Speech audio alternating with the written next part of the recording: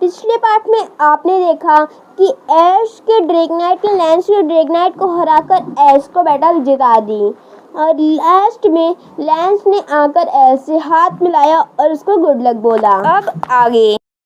अब ऐश और उसके दोस्त निकल जाते हैं गलार रीजन एक पोकेमॉन पकड़ने। गलार रीजन पहुंचते ही ऐश कहता है हमें वाइल्ड एरिया में जाना चाहिए, वाइल्ड एरिया में हमें बहुत जल्दी पोकेमॉन मिलेंगे। ऐश ब्रॉक मिस्टी वाइल्ड एरिया में पहुंच जाते हैं। तभी ऐश के सर पे एक पत्थर लगने ही वाला होता है कि तभी पिकाचू आयरन टेल का यूज करके उस पत्थर को हटा देता है और ऐश और उसके फ्रेंड पीछे देखते हैं तो उन्हें दिखता है एक स्कॉर्बनी। तभी ब्रॉक ऐश से कहता है तुम्हें इसे पकड़ लेना चाहिए। स्कॉर्बनी एक फायर टाइप पोकेमॉन है और ये गलार रीजन का स्टार्टर पोकेमॉन भी है और स्कॉर्बनी बहुत पावरफुल पोकेमॉन बन जाता है इवॉल्व होकर।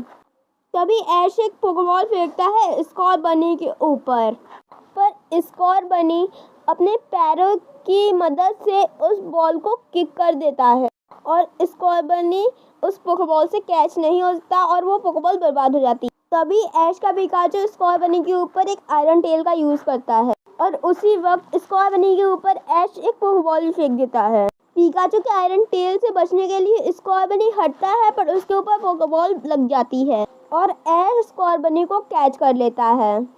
पर ऐश स्कॉर्बनी को अपने पोकेबॉल से निकालता है और उससे पूछता है क्या तुम मेरे टीम में रहना चाहते हो कि नहीं।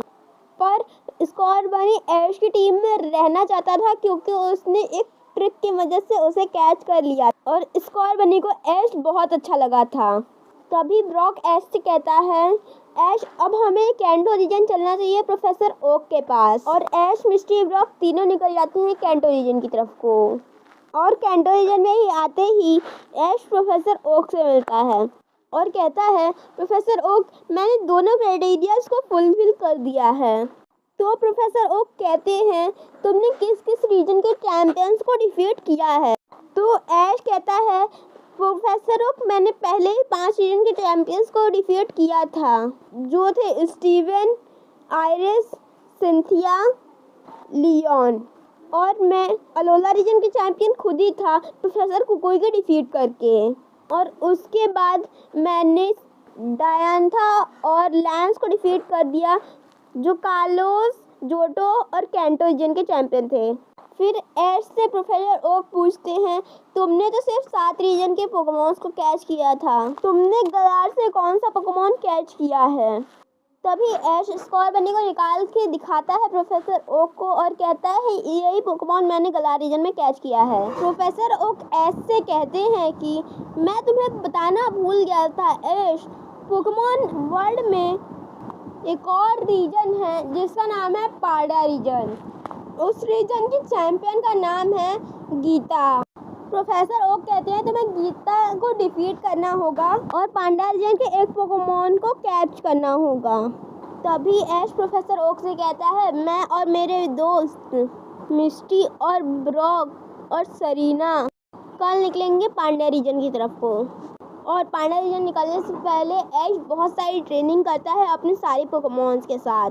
तभी ऐश से गैरी मिलता है और गैरी कहता है हेलो ऐश तुम्हारी ट्रेनिंग कैसे चल रही है।